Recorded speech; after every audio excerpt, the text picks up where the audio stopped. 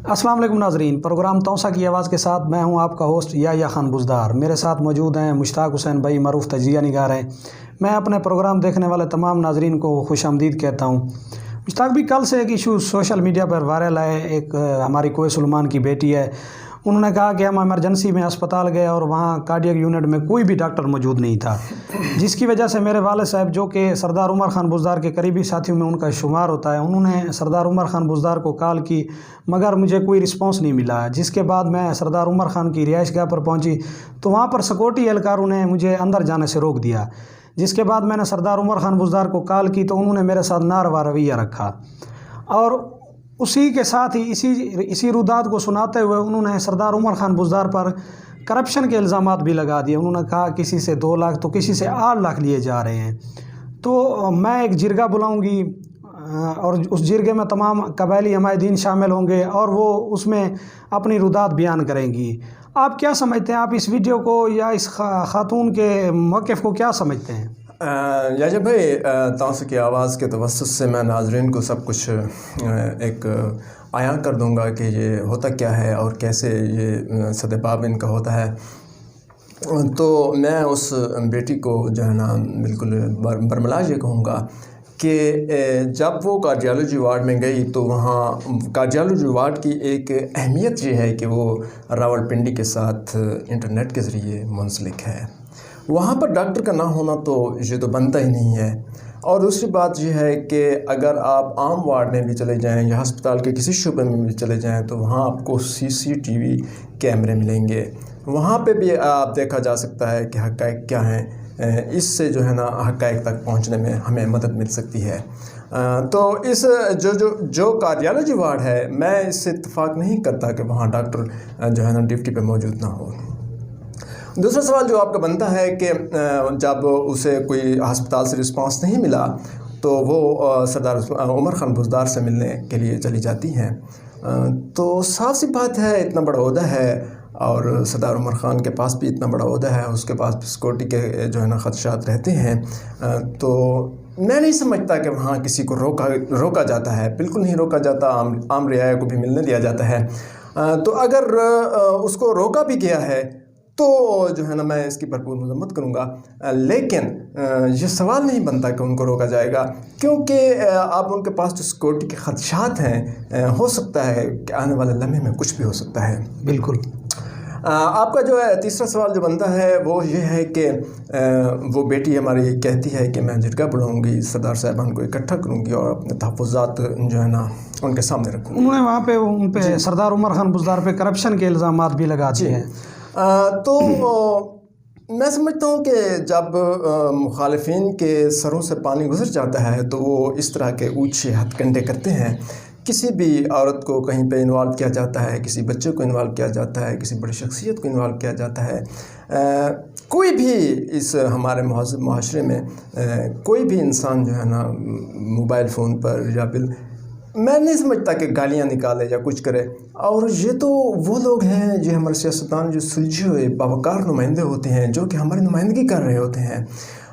تو اس بارے جو ہے نا یہ اتنی آسانی سے نہیں ہوتا کہ وہ جرگہ بلائے گی، سردار صاحبان کو اکٹھا کرے گی، ان کے خلاف پروف دے گی۔ ابھی دیکھیں، ابھی اس کے پاس سب ثبوت آ گئے، پہلے ثبوت وہ کہاں تھے؟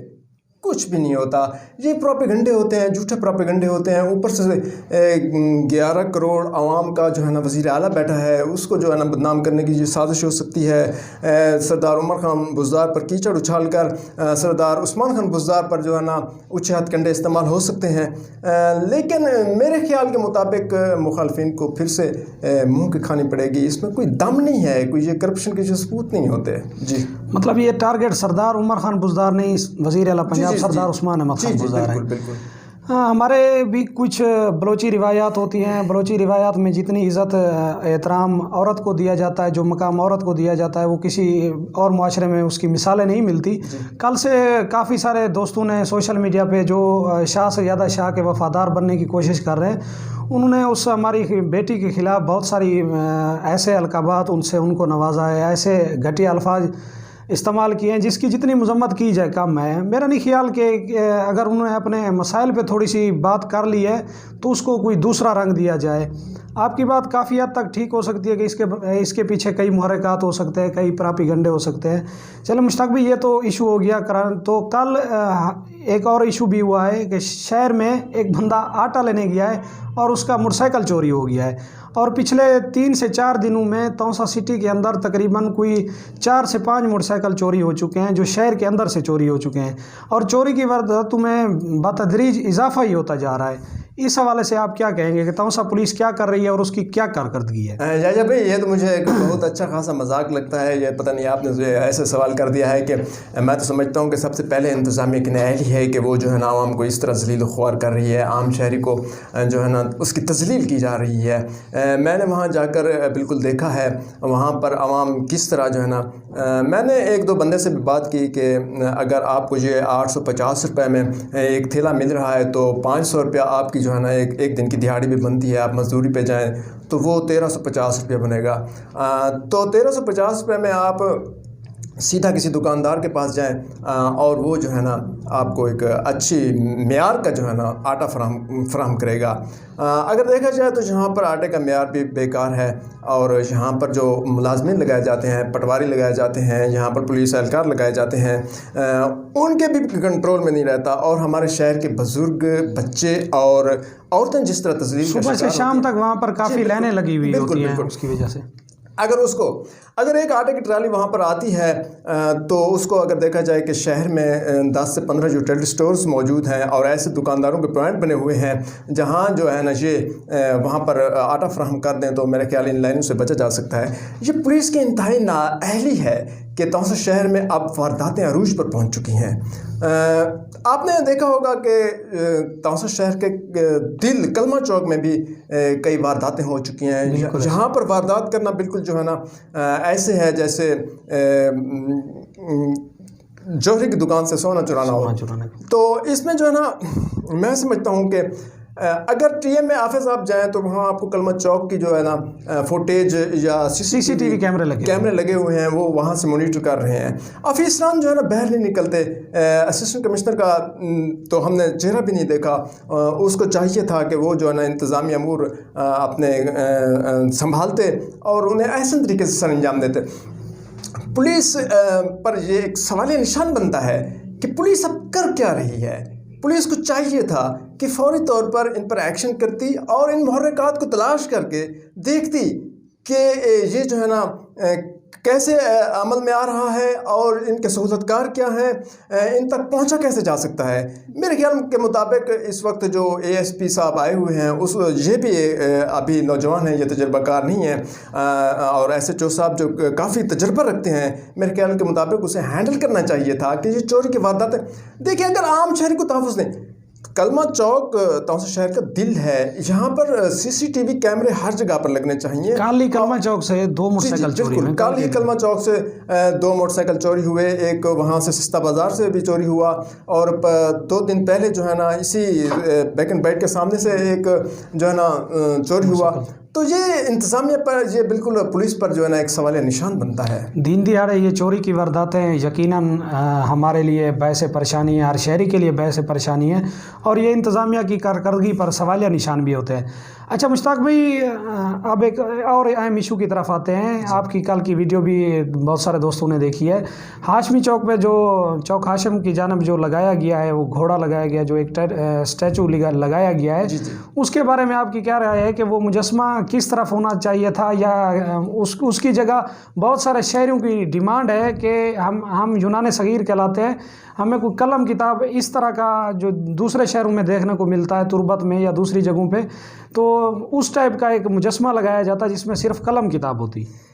سب سے پہلے تو میں یونان صغیر کے لوگوں کو سلیوٹ کروں گا کہ خود کو یونان صغیر کے باسی بھی کہتے ہیں اور اپنے حقوق کا جو ہے نا تحفظ بھی نہیں کر سکتے۔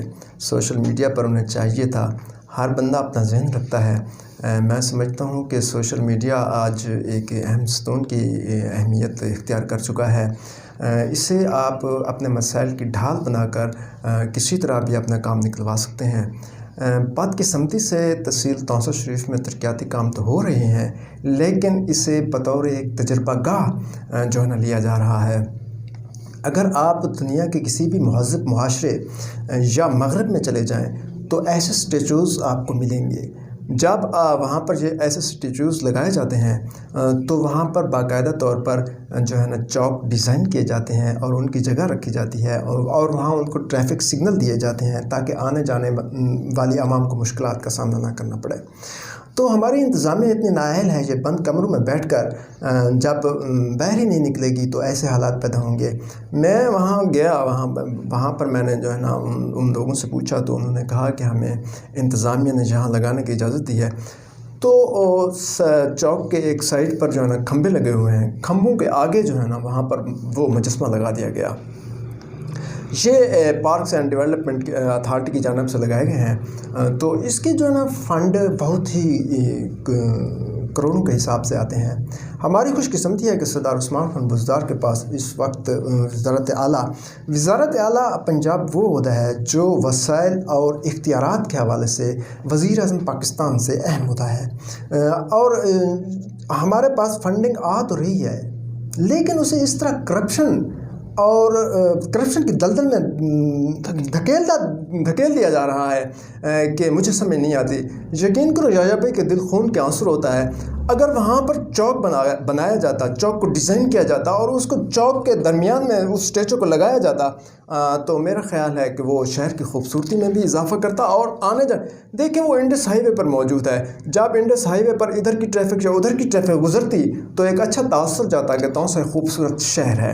اس کو خوبصورت بنانے میں اب انتظامیہ نے کردار ادا کرنا ہے۔ میں نے سردار صاحب سے اپیل کیا ہے کہ آپ کے پاس ہیلی کاپٹر تو ہے، آپ روزانہ آیا کریں، شام کو 5-10 منٹ آپ نے جو ہے نا ان منصوبوں کی نگرانی خود کیا کریں۔ یہاں انتظامیہ اتنی نااہل ہو چکی ہے، تو یونان صغیر کے لوگوں کا بھی یہ حق بنتا ہے کہ وہ ان چیزوں کو پرکھیں کہ کہاں پر کیا کرپشن ہو رہی ہے۔ ان کی آواز، اگر وہ اپنی آواز خود نہیں بن سکتے تو وہ ہمیں بتائیں، ہم جو ہے نا ان کا تحفظ یقینی بنائیں گے۔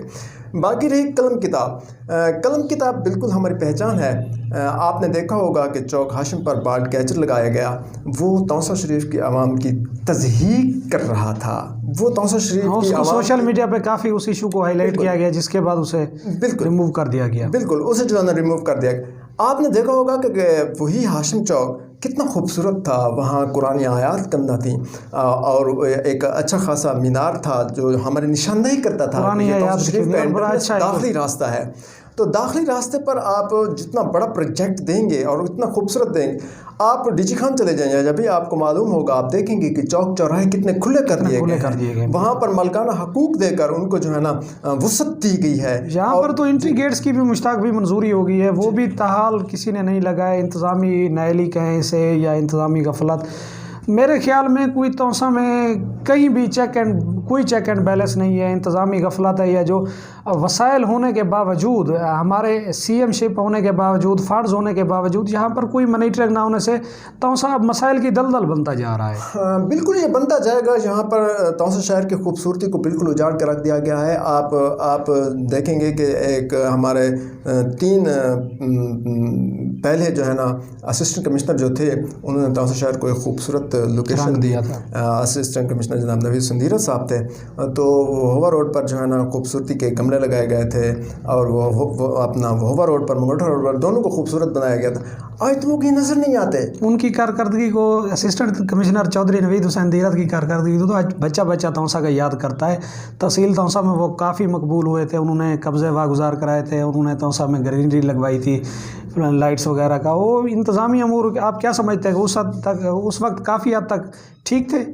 میں سمجھتا ہوں کہ جیسے ایک سماج میں بہروپی جو ہوتا ہے نا وہ عوام کو مطمئن کر لیتا ہے، تو وہ اسی طرح جو ہے نا بالکل ریئیکٹ کرتے تھے۔ وہ عوام کی دکھتی ہوئی راگ پر ہاتھ رکھ کر ان کی نبض چیک کر کے ان کو جو ہے نا اس طرف لاتے تھے۔ ان کو معلوم تھا کہ کس سے کس طریقے میں بات کرنی ہے، انہوں نے کوئک رسپانس دینا ہوتا تھا، وہ کوئک رسپانس ہی دیتے اور لوگوں تک پہنچتے۔ یہ اور بات ہے کہ ان کے دور میں بھی توسہ شہر اندرون شہر جو ہے نا جوہر کی شکل اختیار کر چکا تھا۔ اب بھی وہی صورتحال ہے اور اب بھی جو ہے نا لوگوں کے مکان گرنے والے ہیں۔ بہرحال ان کا دور قدرے اچھا تھا۔ 3 माह से एक गली है हमारी संगड़ एकेडमी की, वो अब उसमें पहले भी सीवरेज लाइन डाली गई थी, अब दोबारा उसमें सीवरेज लाइन डाली जा रही है। उसको तकरीबन 3 माह हो गए हैं। ठेकेदार ने इतनी सुस्त रवि का मुजाहरा किया है कि वहाँ पर आने जाने का भी रास्ता नहीं है। आपने भी देखा होगा, और इस पे इंशाल्लाह हम परसों प्रोग्राम भी करेंगे और आपको वहाँ पे मौका पर जाकर भी दिखाएंगे, लोगों के मसाइल भी बताएंगे। आप क्या कहते हैं कि किस तरीके से यहाँ पे काम होने चाहिए थे और किस रफ्तार में ये काम हो रहे हैं? पब्लिक हेल्थ इस वक्त क्या कर रही है? सबसे पहले संगड़ एकेडमी वाली जो गली है ये भाई, वो तो जो है ना एक सियासत की नज़र हो रही है। मैं समझता हूँ कि वहाँ के जो काउंसलर थे वो हिज़्ब ऐसे ही समझें कि हिज़्ब इख्तिलाफ़ के थे, तो हिज़्ब इख्तिलाफ़ के जहाँ भी लोग रह रहे हैं वहाँ की गलियों के हालात ऐसे ही हैं। तो बिल्कुल उस गली में जो है ना आवाम को काफ़ी मुश्किलात का सामना है। पब्लिक हेल्थ को चाहिए था कि अपनी बेहिसी को जो है ना ज़ाहिर ना होने देते और आवाम को क्विक रिस्पांस देते। तो इसमें जो है ना इंतज़ामिया भी अपना किरदार अदा करती। हो सकता है कि ऊपर से हिदायत हों कि हिज़्ब इख्तिलाफ़ के काम रोक दिए जाएँ, शायद उनके बिल रोक दिए जाएँ। पिछले दिनों आपने देखा होगा कि ठेकेदारों ने एहतजाज भी किया, उनके बिल्स रुके हुए हैं, तो इस वजह से जो है ना ये होता है। लेकिन मैं समझता हूँ कि सरदार उस्मान खान बुज़दार वज़ीर आला पंजाब बाहैसियत वज़ीर आला अपना सवाबदीदी फ़ंड भी अगर तौसा शरीफ पर कुछ हद तक खर्च करें तो तौसा जो है ना तौसा बन सकता है। तौसे की खूबसूरती में कोई भी वो सानी नहीं होगा। तमाम नाजरीन जो हमारा प्रोग्राम देख रहे थे, इसको साथ साथ शेयर करते जाएं, हमारे पेज को लाइक करते जाएं। मुश्ताक भाई, मैं आपका एक बार फिर से शुक्रिया अदा करता हूं कि आप हमारे प्रोग्राम में तशरीफ़ लाए और अपना कीमती वक्त दिया। मिलते हैं अगले प्रोग्राम के साथ। आप तब तक के लिए मुझे दीजिए इजाज़त। अल्लाह हाफ़िज़।